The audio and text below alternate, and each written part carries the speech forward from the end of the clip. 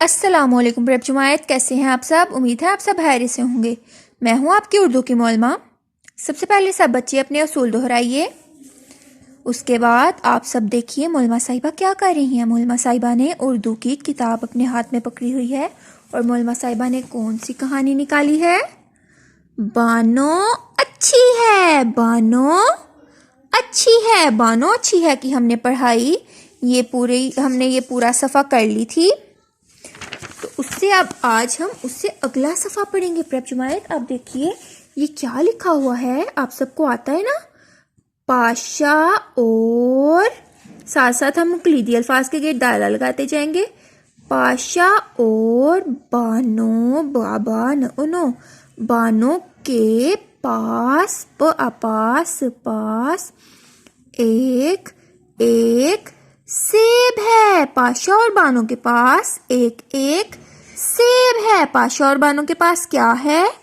एक एक सेब है। पाशा और बानो के पास एक एक सेब है।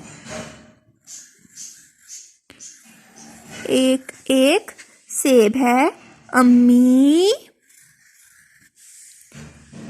के पास दो सेब हैं।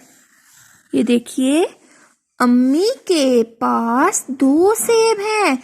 पाशा और बानो के पास एक एक सेब है। ये देखिए पाशा और बानो के पास एक एक सेब है। अम्मी के पास 2 सेब हैं। अब्बू के पास 3 सेब हैं। तीन सेब हैं। अब्बू के पास कितने सेब हैं? अब्बू के पास 3 सेब हैं। सबको सेब पसंद है। सबको सेब पसंद है। मिट्ठू को सेब पसंद है। मिट्ठू को सेब पसंद है। मिट्ठू को क्या पसंद है? सेब। मानो को सेब पसंद नहीं है। मानो को सेब पसंद नहीं है। मानो को सेब पसंद नहीं है। मानो को सेब पसंद नहीं है। मानो को तो बोटी पसंद है। मानो को क्या पसंद है? बोटी। मानो को तो सेब पसंद नहीं है। मानो को तो बोटी पसंद है। मानो को तो बोटी पसंद है। बोटी बानो के पास है। बोट इटी, बोटी बानो के पास है।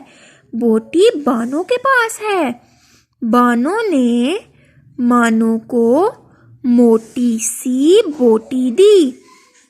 बानो ने मानो को मोटी सी बोटी दी। मोटी सी बोटी मानो को पसंद है।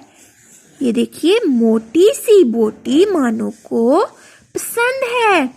मानो ने सोचा बानो अच्छी है। मानो ने क्या सोचा? मानो ने सोचा बानो अच्छी है। इसी तरह प्रभ जुमायत आपने इन कलीदी अल्फाज के गेट दायरा लगाना है और इसकी पढ़ाई भी मुकम्मल कर लेनी है। ठीक है, अपना बहुत ज़्यादा ख्याल रखिएगा। शुक्रिया।